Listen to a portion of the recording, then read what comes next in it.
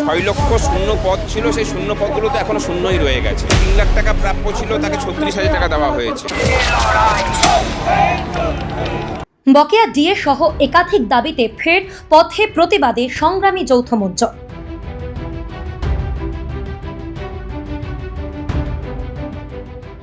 বকেয়া ডিএর দাবি, তার সঙ্গে সুপ্রিম কোর্টের নির্দেশ অমান্য করার অভিযোগ তুলে হাজরায় আজ প্রতিবাদ কর্মসূচি করছে সংগ্রামী যৌথ মঞ্চ, যাদের সঙ্গে যোগ দিয়েছে বঞ্চিত চাকরি প্রার্থীরাও। আন্দোলনকারীদের দাবি, সুপ্রিম কোর্টের রায় কার্যকর করতে হবে। গ্র্যান্ট ইন এইড কর্মীদের বঞ্চিত করার অপচেষ্টা বন্ধ করতে হবে।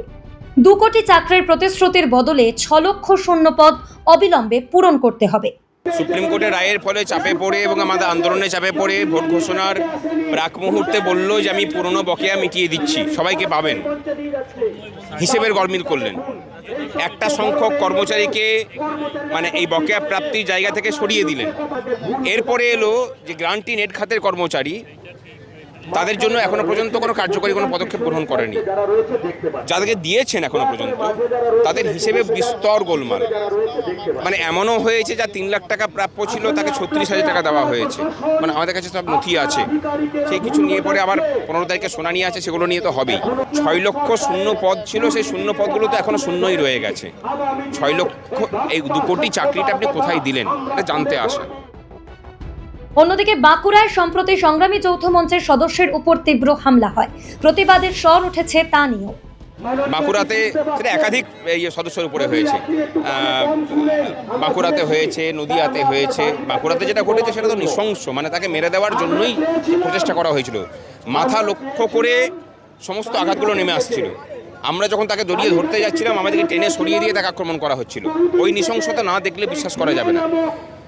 দুর্ভাগ্যের বিষয়, নির্বাচন কমিশন বলার পরেও, পুলিশ অবজারভার এসে সেখানে নির্দেশ দেওয়ার পরেও কিন্তু মূল অ্যাকিউজদিকে ওই পুলিশই কিন্তু আড়াল করে রেখেছে।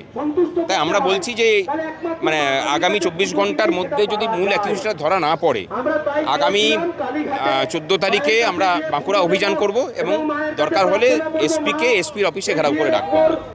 দাবি পূরণ না হলে এবং বাঁকুড়ায় হামলাকারী গ্রেপ্তার না হলে বড়সড় আন্দোলন করা হবে বলে হুঁশিয়ারি দিলেন সংগ্রামী যৌথ মঞ্চের আহ্বায়ক ভাস্কর ঘোষ।